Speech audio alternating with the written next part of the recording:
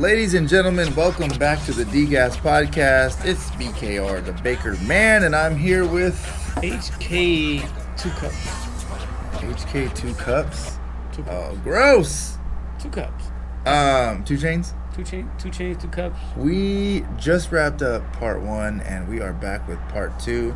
Thanks for listening along with us today. We were talking about all things craft. In part 1, we were talking about our experiences in craft beer mainly, but kind of this boom of the word craft and what it meant to the industry, and from our worldview, right? Yeah. Because we have a different experience than maybe the brewers and distillers and winemakers will, for sure. I have a little bit of industry experience, but mainly I was a fucking nerd, consumer. Yep. So yeah, we're back with part 2, where we can cover some different stuff when it comes to our experiences in during the craft boom. What you got? Well, you know, when you were saying something about the distillers and stuff, and having different experiences. I mean, the experiences we have consuming and going out and driving around. Like I started doing that with wine, you know, and for me. I don't know if it was because I was older. I don't know, but I had fantastic experiences with beer. I mean, I don't know how, but I was able to talk my way into brewery sessions with brewers and at different breweries. I'd end up in some wild ass fucking parties with them. There was an incident at Russian River that started at. I believe it was Fog Belt, and I ended up Russian River, and the guy that I helped out at Fog Belts, it wasn't Fog Belt, it was the other place down the street from there. Whooped somebody's ass? Anyway, I just helped him out because something like that. Yeah, he was gonna get his ass whooped. And I helped him out, and then he was gonna get the wapa with the Fog Belt. He ended up being the door guy at Russian River. Oh my god! So he was gonna whoop somebody's ass. And he helped me. It was whatever that place was, not Fog Belt, the other one. I helped him out there. Allegedly, it was Fog Belt. It was probably it wasn't Fog Belt. It was the place where everybody goes to. The place where all the industry people go through. I can't remember the. Should we tell them? What is it? I'm not gonna tell them. No, all right. Man, I don't want them to get in trouble. Somebody got beat up. No. There was an issue, and I just stood ground with him. It's called cooperage. Yeah, there you go. I stood ground with him, and afterward, I bought him a beer, and we chilled. He was like, all right. He left, and later on that night, I ended up at Russian River, and he was the door guy at Russian River. Interesting. And he saw me. He was like, "What's up, dude?" And I was like, "Oh shit!" He got on his little dealio and his little ear deal, and he pulled me out of line. Just get this guy a free lap dance. And fucking put me, dude. That night was fucking great. Anyway, I ended up in things like that all the time for some damn reason, And, a lot of times you'll come across a lot of generous people. That the whole, especially with beer, sharing is like one of the cornerstone pieces of the consumer part. Is everybody they're just flexing, but in them flexing, you get it. They want to share it with everybody. Yes, you know what I'm saying. They want to share their wealth because they look like the fucking man or woman or whatever. They identify as that motherfucker. And let me go ahead. I'm gonna turn to something real quick. This is all I'm gonna say about it, and we can move on. Oh, thank God. It still happens. And the only reason why I'm saying it still happens, and for some reason I don't know why it still happens, but it still happens. If you're gonna fucking share at a pub, craft beer bar, or wherever. Oh, we're gonna have to do an episode about. There's fucking rules to this, man. Sharing beer etiquette. There's fucking etiquette. There's rules to this shit that a lot of you youngins, inexperienced. Some of them are old motherfuckers. Yes. They're just inexperienced. Inexperienced, don't fucking know. And I really you need just to be more positive on this part too. You just don't start a fucking share without knowing these certain things, unspoken things that you should know because you're a fucking grown ass person. Anyway, that was all. Wow. We're gonna have to do a whole episode on. I think we should do bottle share etiquette. Bottle share etiquette. Yeah, that's not a bad thing, right? Coming next is a bottle share. That's cool. That's a cool thing. Yeah. So I started doing that with wine. When I started going out and just visiting these places, and I guess they started noticing that I was there all the time, and I started meeting wineries and winemakers, and it was one guy that I've got to know pretty well, and we like text every now and then. It's weird to have like the winemaker and wine owner of a winery text you like, "Hey man, I haven't seen you in a while. You all right?" You know, he's down in Buellton area. Very crazy. You know, and I'll be like, "Yeah, man, I'm fine. We just haven't got a chance to go down there." He's like, "All right, well, I can't wait to see you," kind of shit. You know. Yep. And he's a big beer guy, so whenever I get a chance, I take him stuff. Yeah. Only thing he's told me to never bring is anything with bread. Yeah, I can see that. Yeah. Wine guys are all weird. Yeah. So about that. But I remember talking to him once, and you know, bread is wild yeast. Brettanomyces is the full name, and sour beer makers use it to make it all funky and complex. Yep. And it's the goddamn devil for winemakers. Because once you get that shit, you cannot get rid of it. Yep. So he's asked me, don't ever bring that to the winery. If we end up at the house or something, great, but not here. Yeah, I heard that. I heard stories like if winemakers go tour Russian River Brewing, they'll like wear a suit or change their shirt, or really they won't take it with them. Yeah, I back mean, to the winery. Yeah, I mean, I can see that. It'll fucking to the point that I was going to make is that, you know, to us, all this industry and these brewers and these winemakers and distillers. Like fucking Russian River stand. Yeah, today. I know, right? Right? God, yeah, you are. The last episode too. Yeah. All right. Fuck. What's drop the owner's name, because you know that. Tommy? His name's Vinny. Vinny? There you go. See, I thought Vinny it was Chilurzo. Yeah. See? But seen him in the restroom one time at Russian River, and I was gonna say hello to him, but I was gonna go pee, and he was coming out from taking a shit. So like it would have been a weird hello, like, oh fuck, it's my first time meeting Vinny. I was gonna tell him hi. And hello. I did the down head nod. Yep. I mean. And he just like walked out because he owns the fucking place. Walking out like he owns the place. Yep. But talking to this guy, we see them in a certain way or whatever. And like you were saying earlier, brewers got to a point where they're like rock stars and shit, or celebrities. To me, or to fans. To fans, yeah. And in talking to him, to me, he makes great wine. So, you know, talking to him, and he's like, we're barely making it. And if you really think about it, like a lot of these places, they're just barely making it. You know, to us, they're fucking producing great shit, and we see them in a certain light. Right. But a lot of them, they're making enough. But they're look at the fucking lifestyle they have to portray. Yeah. To the people that go there that aren't barely making it. Yes. You know what I'm saying? Like they got to make it look like they're on top of their game too. Yep. So yeah, a big shout out to that's hard. To Retail's hard, man. To the whole industry, whether it's wine, distilleries, craft beer, craft beer pubs. Right. Big shout out to them, because to us, consumers and fucking lushes and whatever, we don't fucking see that. You know, we just see them as, oh, they must have a cool fucking life. They're doing that. Yeah. You know, and so big shout out to them on that. Yep. But on that note, trying to reel it all the way back. Yeah. On that note, what do you think of this one? This is the Creatures. Rare characters. This one is much more what I thought about when you think of like a lighter bourbon. It's got the corn thing, but it's more complex than the straight up kettle corn. I like it a little softer to me than the last one. Maybe it's because I came off of the last one. I didn't come off the last one. Tried it after the last one. So yeah, it's 118 proof, man. So it's 4 years, 9 months, almost 5 years. Okay. 5 years in a barrel. At 118, that's up there. It's up there. But it is softer than that Doc Swinson, but for me, being so strong, it's like way more mellow. Yep.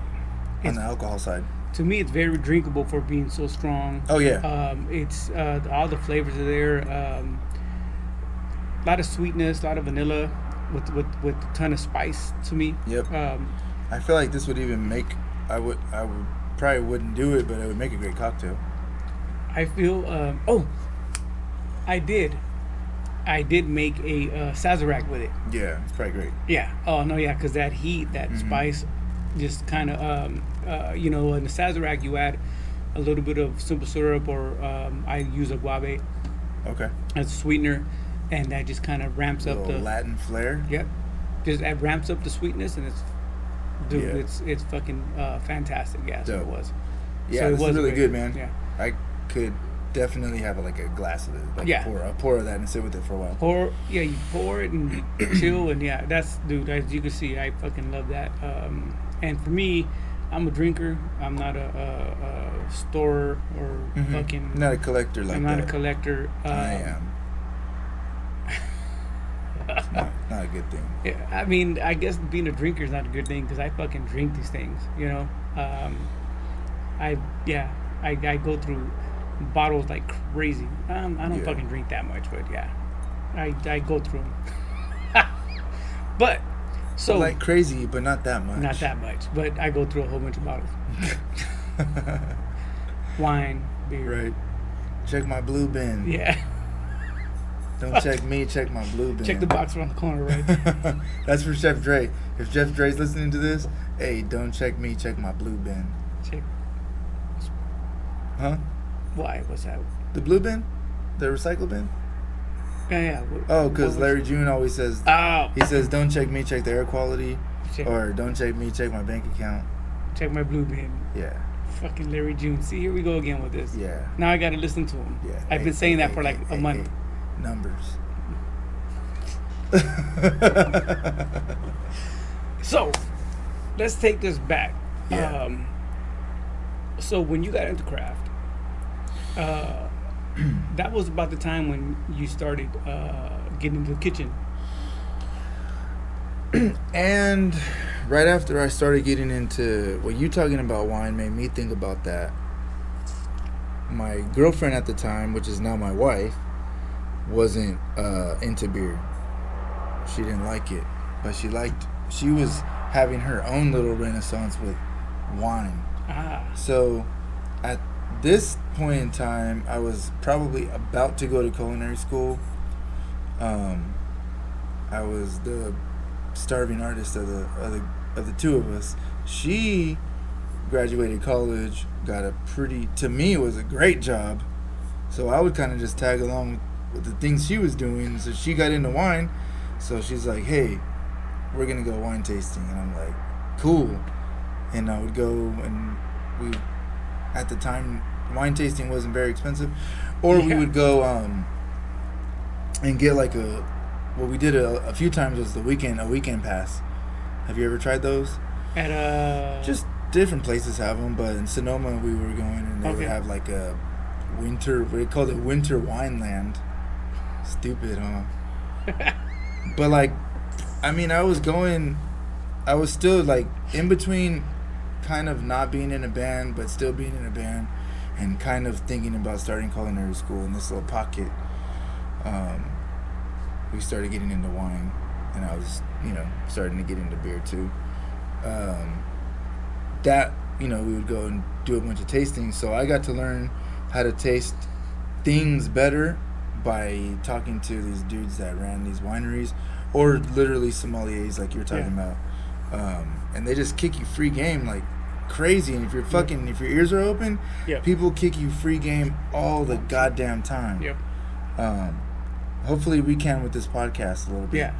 That's what we aim to do. A lot of the stuff I learned for tasting beer, I learned from going to do wine tasting, because the guys that were doing beer tastings they were beer judges. They weren't people that were describing the stuff the same way that winemakers would.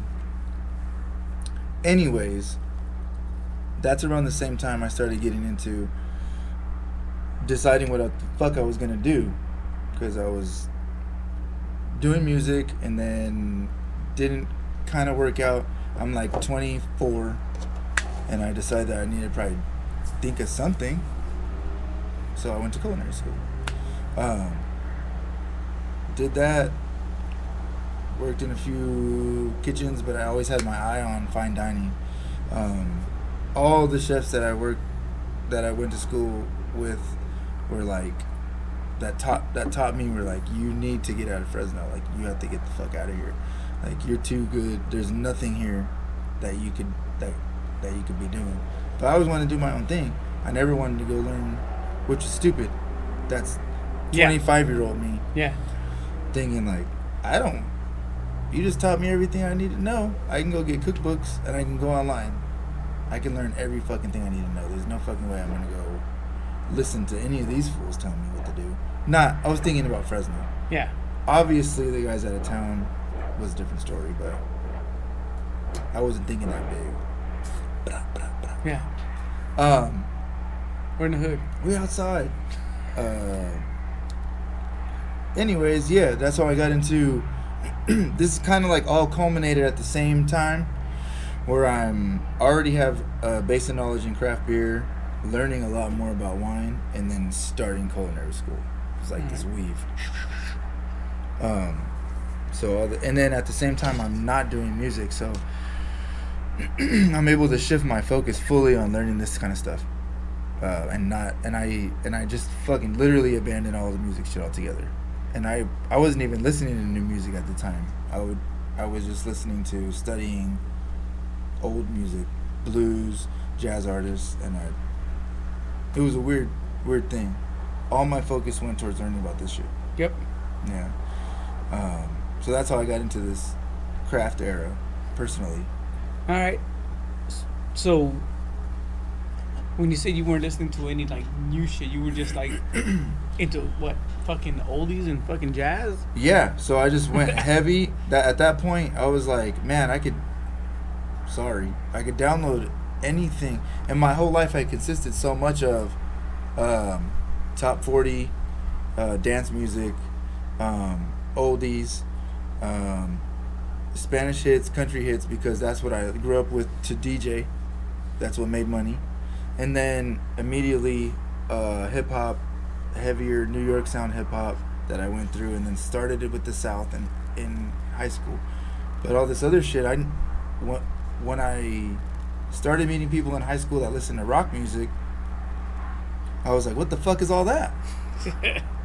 Like, that's a whole other thing. Yeah, yep, and yep. I was like, okay, that's cool, sounds weird, I'm gonna keep listening to Ludacris, because that was what came out when I was graduating or whatever.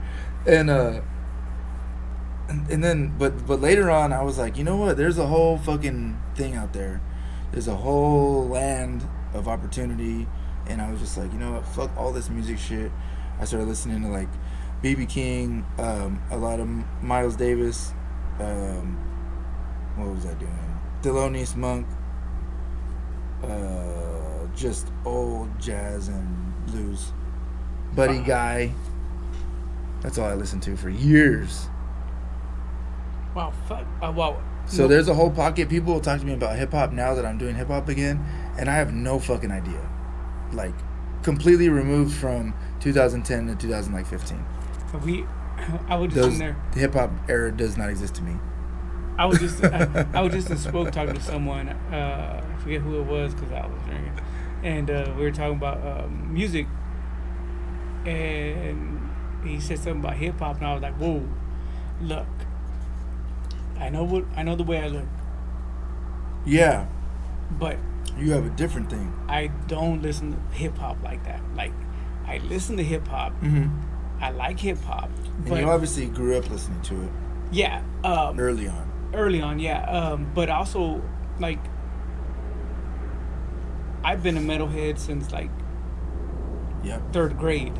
That's dope. And I could tell you like exactly how that happened. Like, you know, I mainly made that assumption about the hip hop because where you grew up at. Like, that's literally just what's going to be played. Yeah, and I hid similar neighborhood. I hid that part of me for a long time because the metal part. Sure. Yeah. I would only listen to it at home with earphones because even my family didn't understand it. But my brothers ended up becoming metalheads. Yeah. You know, I have a brother that was in a metal band for a long time. You know, sick ass drummer. Yeah, and so and a lot of that all went back to one thing, was me finding a cassette on the way to school. Mm-hmm. A cassette, by the way, is fucking cassette that you know. It's got a little bit of tape inside. Yeah, it was Ride the Lightning from Metallica. Okay.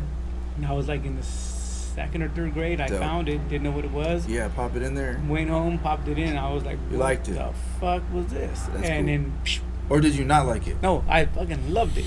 I loved it, and then just from that, I just, Yeah. you know, I went through the Sometimes whole. you don't like it, or not that you don't like it, but you don't understand it, so it makes that's how I am too. Yeah. If I don't understand it, I have to dig into it more. At that time, you had talked, I believe, on the last podcast, talked about. Was it you or was it talk? Was I talking to someone that spoke about playing the trumpet? Yeah, it was me. Yeah, Mm-hmm. I played the trumpet, Okay. and so at that time. So you're starting to understand the notes. Yeah. and- At that time, and that's that right. type Because you're of talking about. stuff, So I was able to read music. Okay. Back in the day. So at that time, I was playing the trumpet. I was playing the drums, and I was learning guitar. yeah. Okay, cool. And so So that's huge. yeah. So That's when huge, when Metallica came in, Yeah. it just fucking blew everything into a whole different realm. Yeah. And then You're like, I gotta steal more of these tapes. yeah. And after that, it was just fucking. You know, so I went that route. So a lot of people, like the dude I was talking to this weekend, I spoke. I was like, "Can you like hip hop stuff that you talked to Jacob or even Jared about?" Yeah. I said, "Me, I'm not that well versed in it. Like I in the era I grew up in was the whole like Bay Area craze and Master P and of course NWA and all that. The gangster rap stuff. Which Bay Area craze? Not the hypey stuff. Yeah, that's what I was gonna No. specify. I thought that's what you meant. Talking No, about no, when I'm- E40 and Too Short came out. No, yeah. Well, I'm talking about like Talking about when Master P was in the Bay Area. well, yes, when Master P, like, do you even remember West Coast Bad Boys? I See, don't think so. Master P was, I think, one of the first ones that started putting compilations together Yeah. and bringing like rappers that no one ever heard of, underground rappers no one ever heard of, and putting them on compilations with rappers that people did have heard about or kind of making it up. Yeah. And it was called West Coast Bad Boys. I think there was like 3 different versions of it, and like 25, 30 songs on each one. Yeah. And that just introduced you to a whole bunch. CDs changed the game. Yes. Yeah. That introduced you to a whole bunch of Bay Area rappers that you never heard of. Yep. And all of a sudden, you were talking about on the last podcast you were on, the Do Work, on how Fresno, what's Fresno sound? Yeah. And you were saying how we do Bay Area sound really good. Uh-huh. Well, during that time, there was a whole different Bay Area sound that we Yes. were listening to here that Fresno did really well. Yep.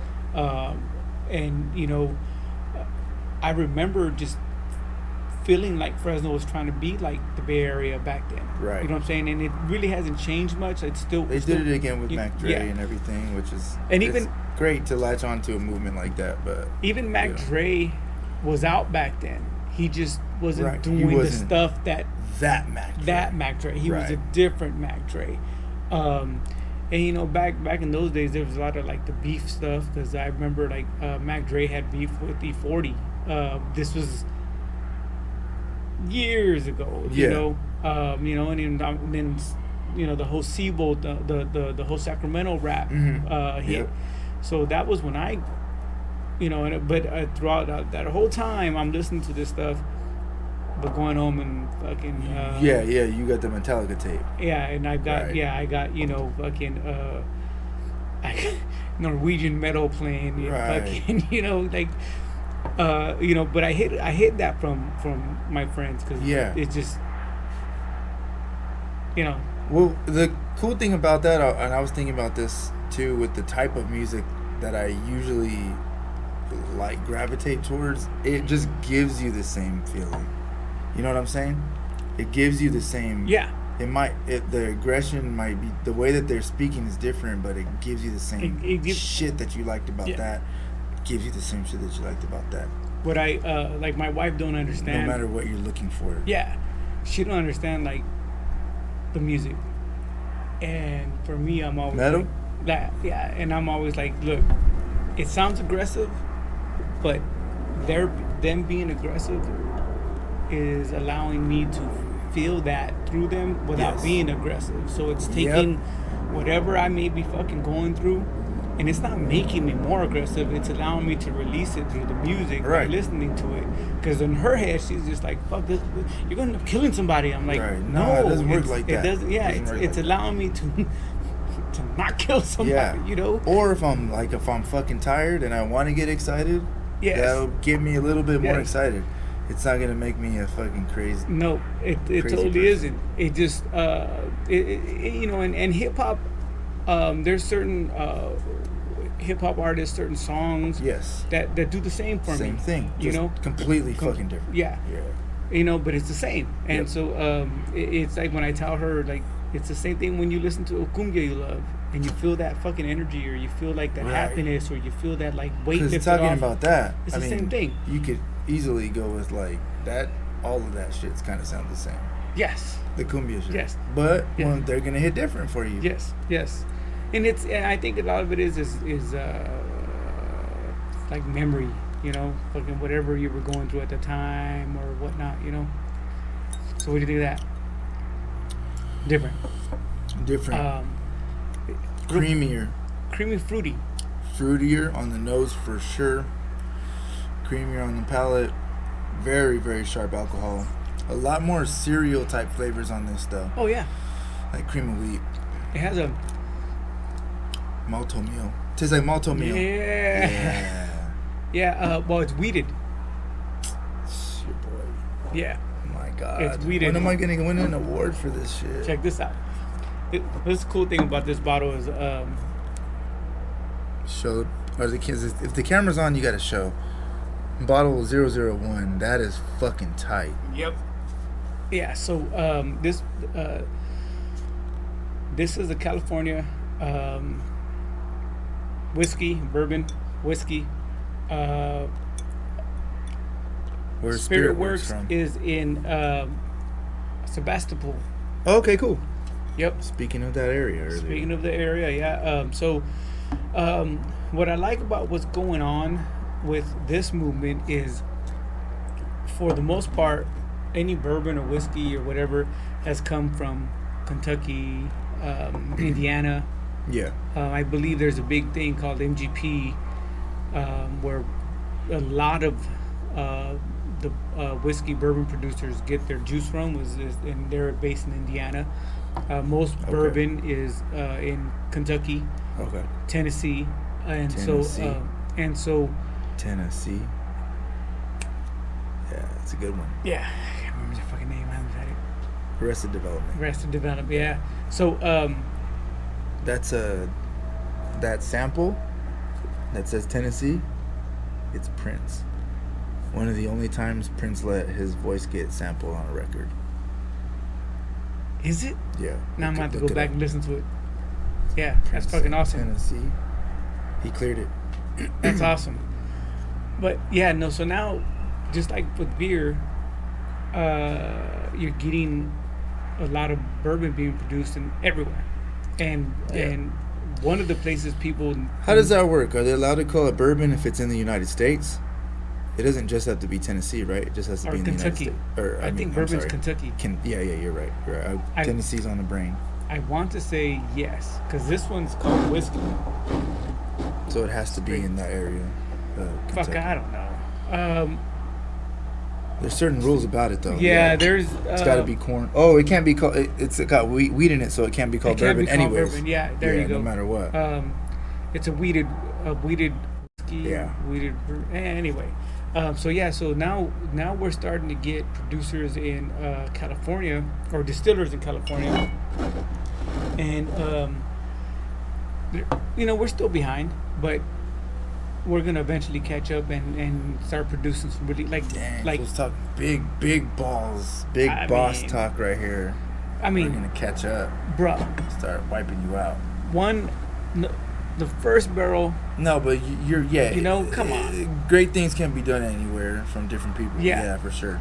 And they got a lineage out there, though, man. Yeah. I mean, we're probably never gonna touch certain things. Yeah.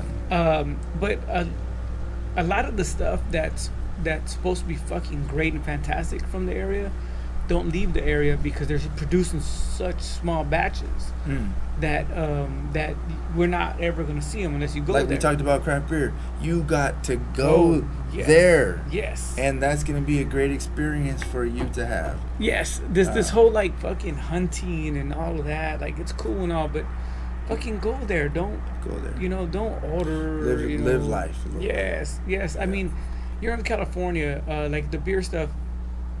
You're in California, drive up to Russian River. All right. Drive up to fucking San Francisco. Go to Monkish. Everybody's ordering it online. Yes. Go to Monkish. Yes. Yeah. Stand in that line. Fuck it. You don't have to do it anymore. Yeah. I mean, I hate standing in line, which is one of the reasons why I wouldn't stand in line at Russian River. I would just kind of wait until speaking of, that's how I found Big Chicken. That's how I found Hen House. I was going up there and I didn't want to stand in line. Totally. And talking to someone because fucking beer people are great. You just fucking start talking to random people and hey, have you heard about that new brewery down the street? Like no, like they just released. They make a triple IPA to compete with this one that everybody's in line for, but you don't gotta wait in line. You ain't gotta wait. Now you do. Huh? Now you do. Yeah, but yeah. So soon you won't because they're distributing it. Whatever. So I remember, at that time, when I first encountered Hen House, they didn't have the tap room, so I had to go to a craft beer spot there, and then I had it, and I was like, holy shit, it's fucking great. And then the very next year, they opened up their tap room in down the street from Russian River, and so I went up. I remember I showed up. Hen House was inside of Petaluma Hills Brewing. Originally. No, originally they were in a hen house. That's how they were brewing. They were just brewing beer, putting in kegs. But you could have their beer at Petaluma Hills Brewing. Yeah. Was that right? I think so. I believe so.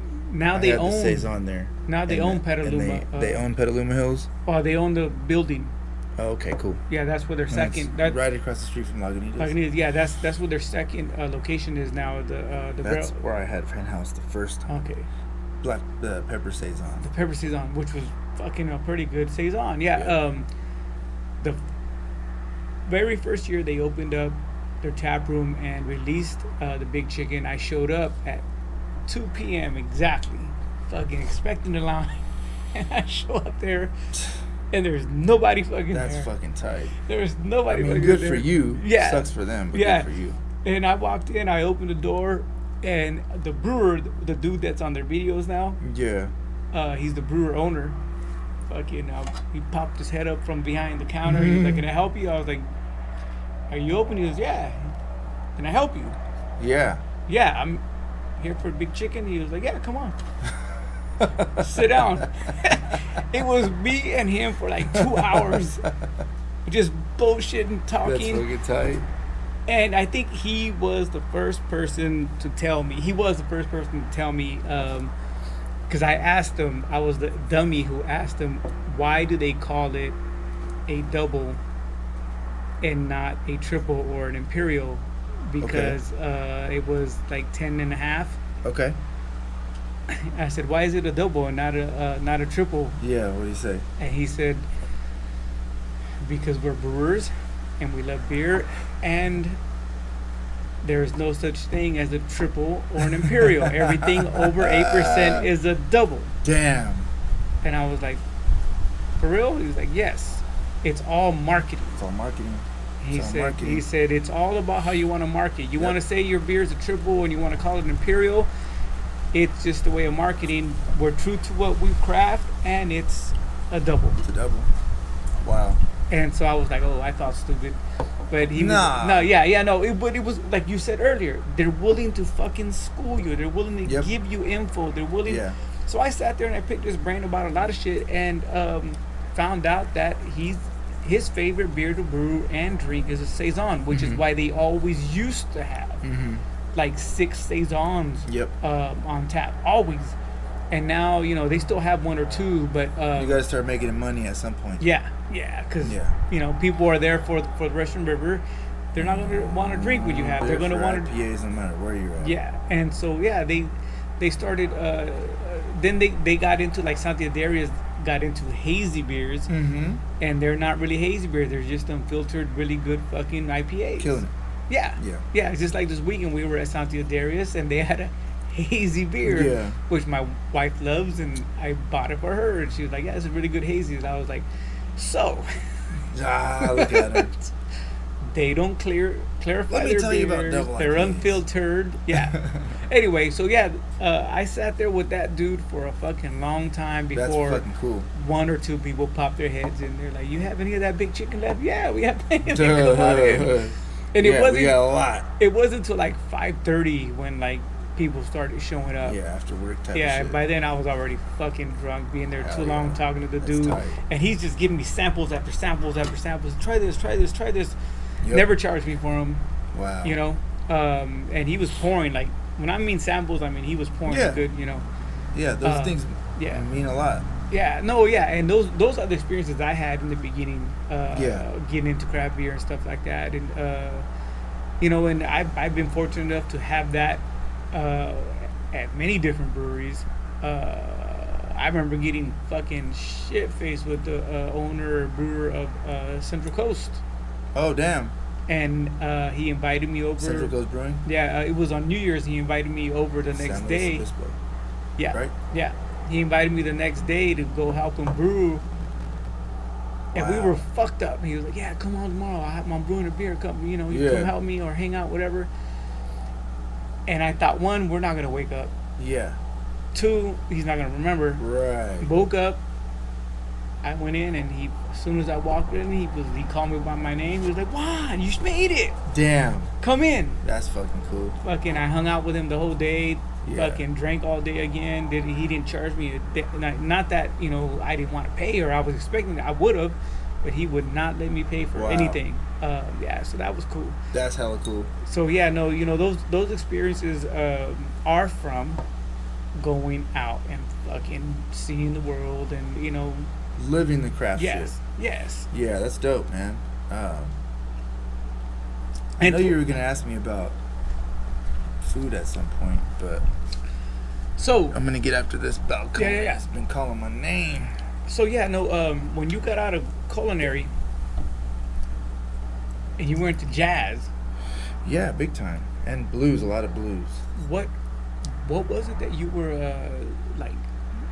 What was that pushing towards? Like, what type of food? I know you said you always had the fine dining thing on it, but like, what happened? Where'd you gear off to? Why? And Why did I do what? What happened? Like, what were you wanting to do? What were you doing at the time with listening to jazz? I don't know how it tied in really necessarily, other than I get these things where, same thing with craft beer, where I go and I see and wine, like I see it and I'm like, somebody knows about all this. This is a whole other world. I want to learn about it. That's what I did with beer. That's what I did with wine. And then that's what I did with music. I don't know why. I just liked it. So I just kept digging and digging and digging. But I don't know how it, maybe it did tie in somehow. So were you were you like looking into like French cuisine, or what type of food were you like into? What did you want to cook? I was just following like some of my favorite chefs at the time. Like I mentioned, Thomas Keller, Ferran Adria. Who else was I into?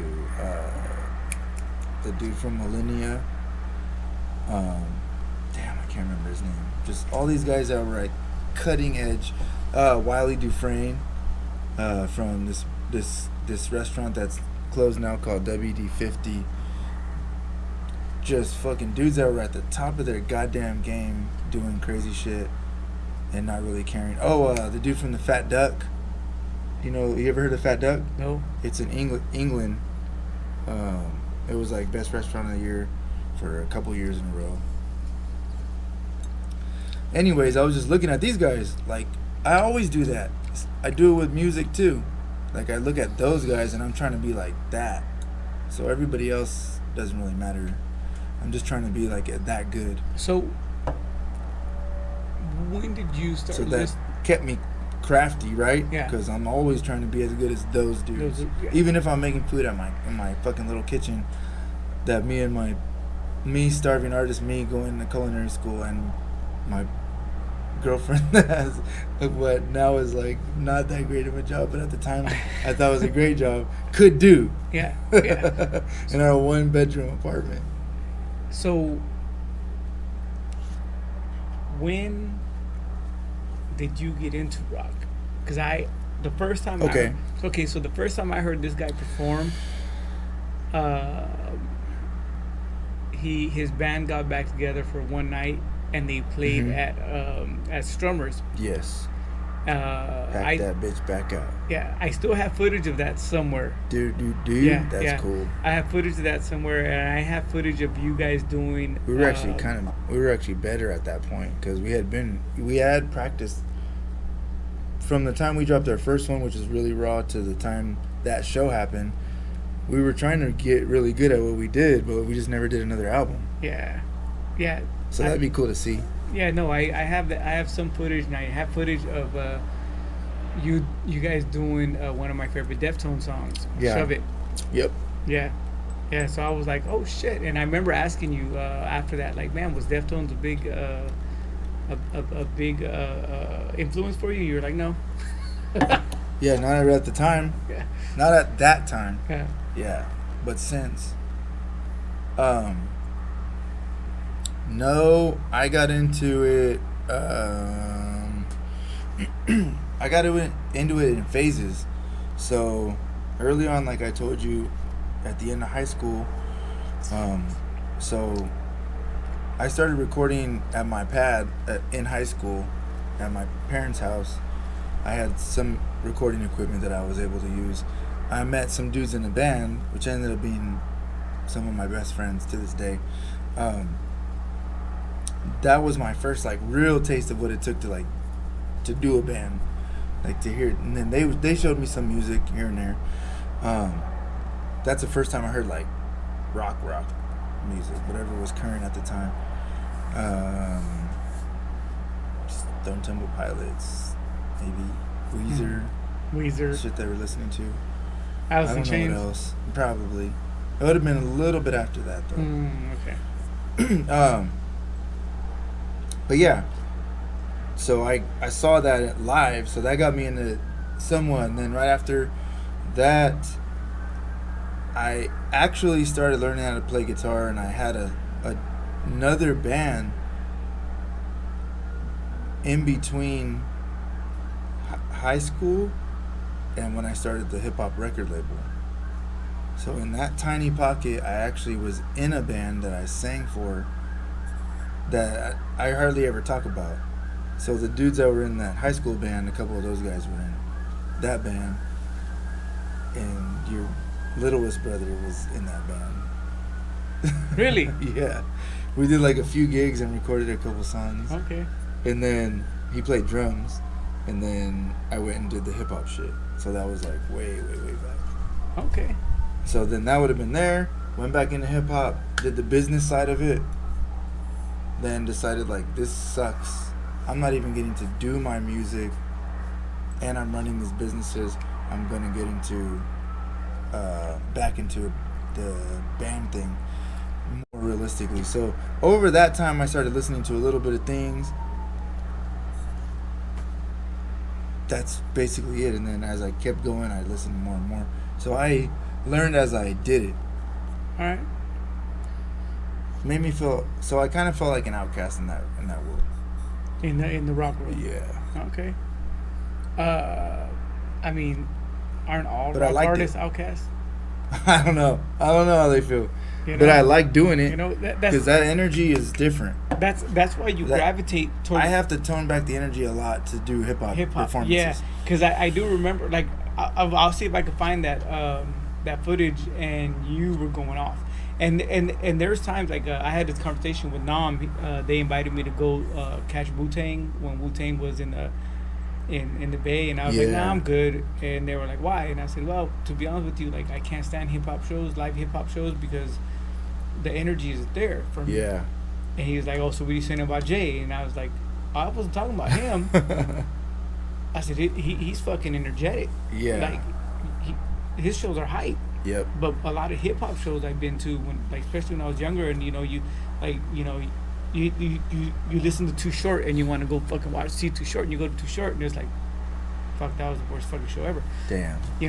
Because there's no like energy there. The songs are different. You're just saying his songs to you. Yeah. Yeah. And so I was like, no, it's different when you watch Bkr, because there's a lot of fucking energy there. Right. But the footage I have, because I come across it every now and then, it comes up on my feed of you being on stage.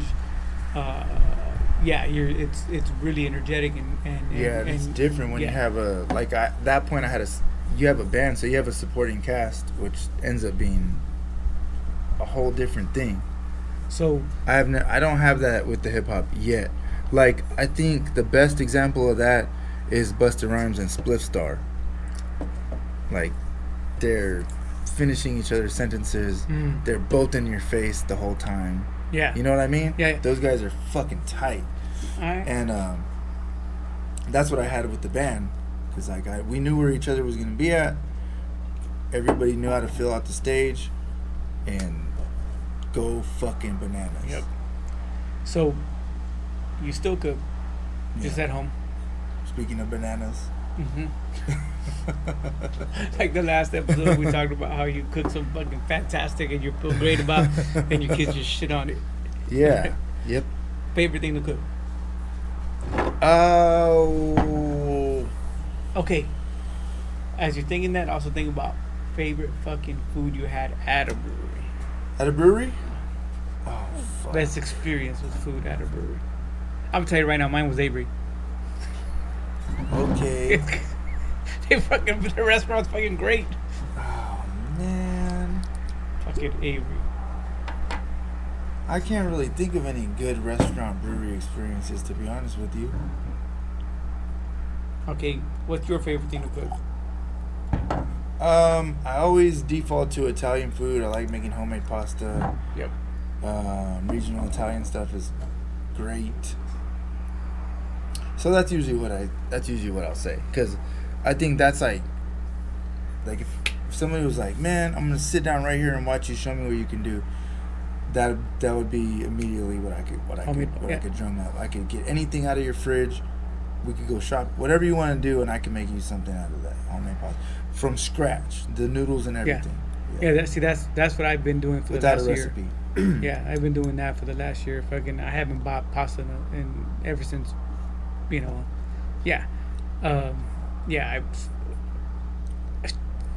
don't buy fucking mayonnaise anymore. Wow. I remember making fucking something. It's too bougie for me. No, I don't even, dude. It's so fucking stupid, because I remember running out of mayonnaise early on in life and going, fuck. Then you go run to the store and you fucking buy mayonnaise, when the time that you ran to the store and the money you spent, you could have just fucking made it in 3 minutes at home, because you have eggs, you have oil, you have fucking vinegar probably, or lemon, sugar, whatever. And, whatever you're gonna put in there. Yeah. You have it. Mm-hmm. And so I don't even buy mayonnaise anymore. I just fucking make it. Damn, big fucking boss energy. Nah, I mean, come on, man, dude. for real though, dude. It's funny because I don't do it. I used to do it all the time. I was this big stickler, but like, nah. No, well, it's just me and my wife now, though. Yeah, you can whip it up. Yeah, you can whip it up. Yeah, but like for sure, like salad dressings and all that shit. Like none of that stuff's gonna get bought at the store. Oh no, yeah, fucking vinaigrettes at home. Yeah. Whip them out like nothing. Yep. And they're gonna be way better than anything you buy. Sauces, pasta sauces, pizza sauces, none of that shit. Yeah. So we're making that. Yep. I mean, damn, best brewery food experience? I don't know. Okay, real quick, let's touch on this. What you think about that? We talked about that one. Weird. I was finishing it up and it had a ton of lavender to me. Oh, okay.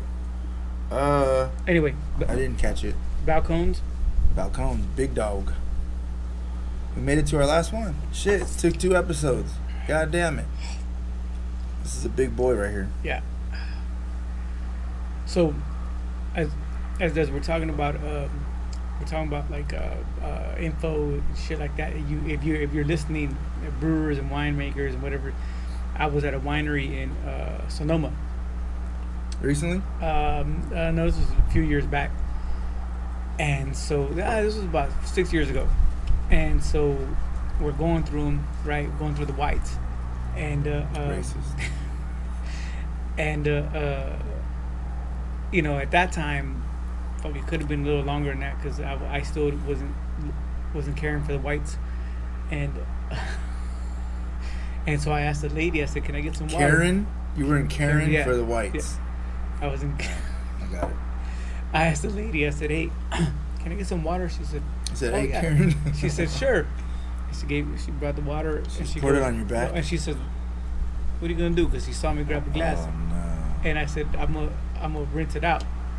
Oh no. And it was funny because she got really fucking stern. Really, she was being great the whole time. She got really like. They get weird. Yeah, and she says, "Honey, we don't rinse our wine glasses out with water.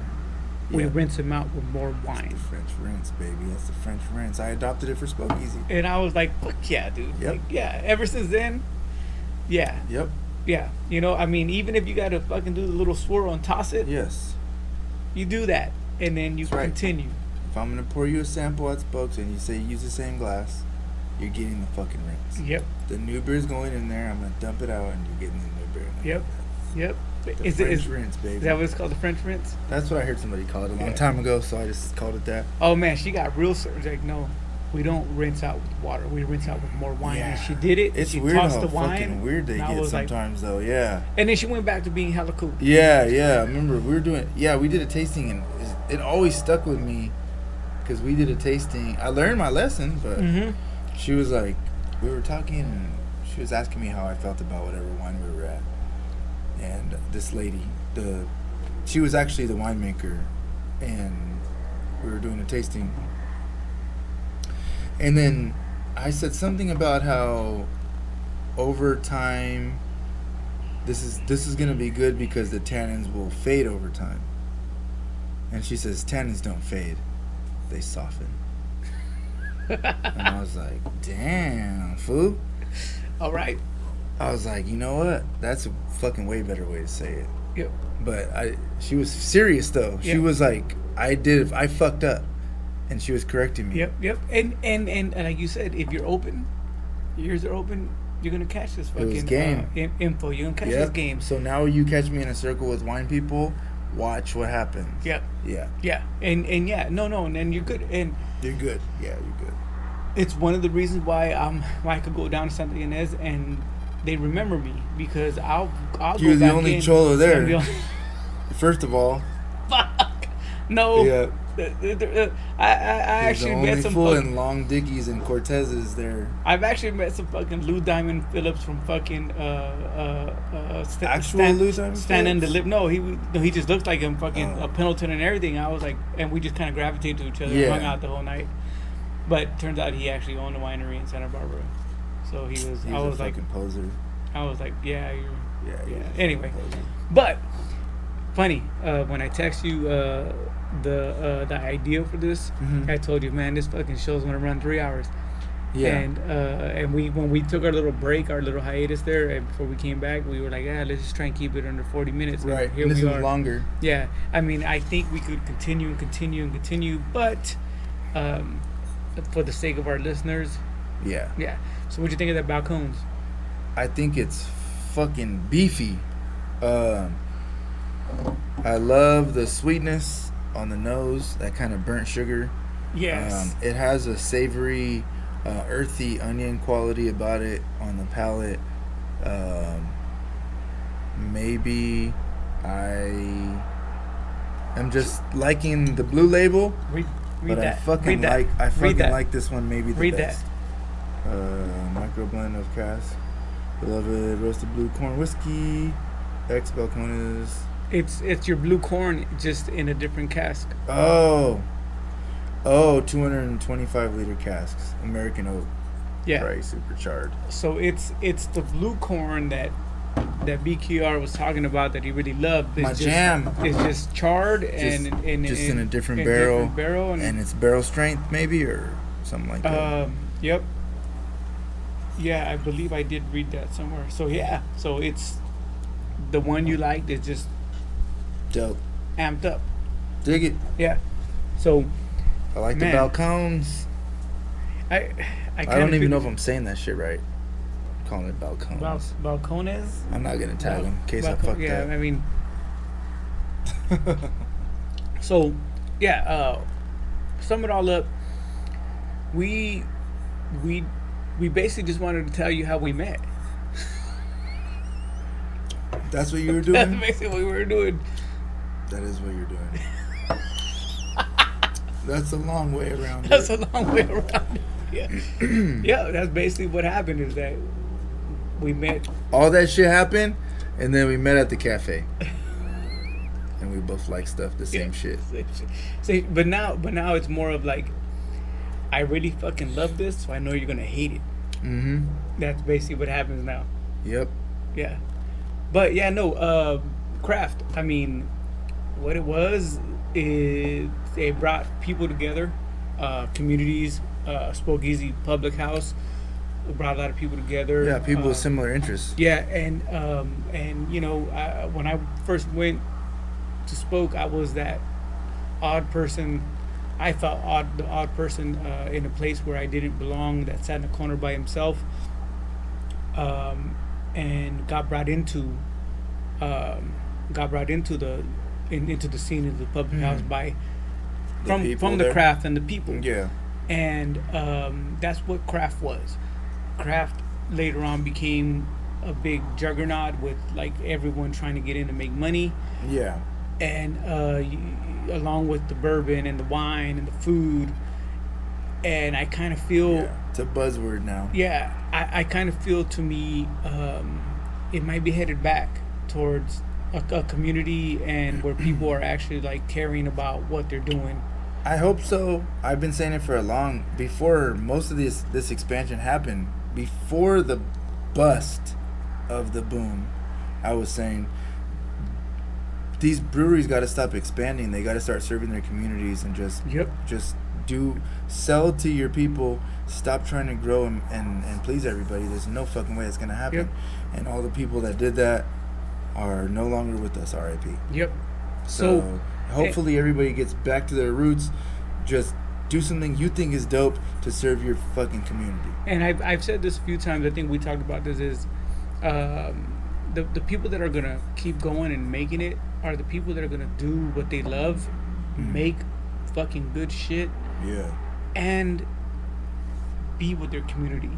Not try to expand too big, but understand that you are in a community that's either gonna accept you or they're not, and the way they're gonna accept you is by you accepting them. And so for me, that's because the other way around it we've seen. You sell them on your idea. Yes, and for me that's what craft was. It went away from that, and I feel that's what it can be here pretty soon. Whether it's you're not gonna have no choice. Yeah, whether it's whiskey, whether it's beer, whether it's wine, you have to serve your community, and that's where I think craft is going for me. I love that. I mean, I see it. It's happening. You know, it's happening, and well, real quick, Doc Swinson. They seem like they're really going back on. Yeah, they to me they really seem like they're really going back to that. You know what I'm saying? Understanding they're small, but they're gonna fucking do great shit. Double down on what you're good at. Yes. Do something. Figure out what you're good at and fucking do it great. Yep. So yeah. That's right. So. Yep. You can never be the best, but you can always be the best you. Yep. Exactly. Stop worrying about being the best. Just be the best you. That's right. So yeah. So thanks for listening. This was fucking. I had fun, dude. Yeah, it was a lot of fun. Yeah, I had fun. Stay tuned for part 3. No, I'm just kidding. All right, we gotta get out of here. I mean, we could touch on this later, but yeah. Thanks for listening. As always, good times with Bkr. Yeah. And HK. Peace. Bounce, motherfucker, bounce.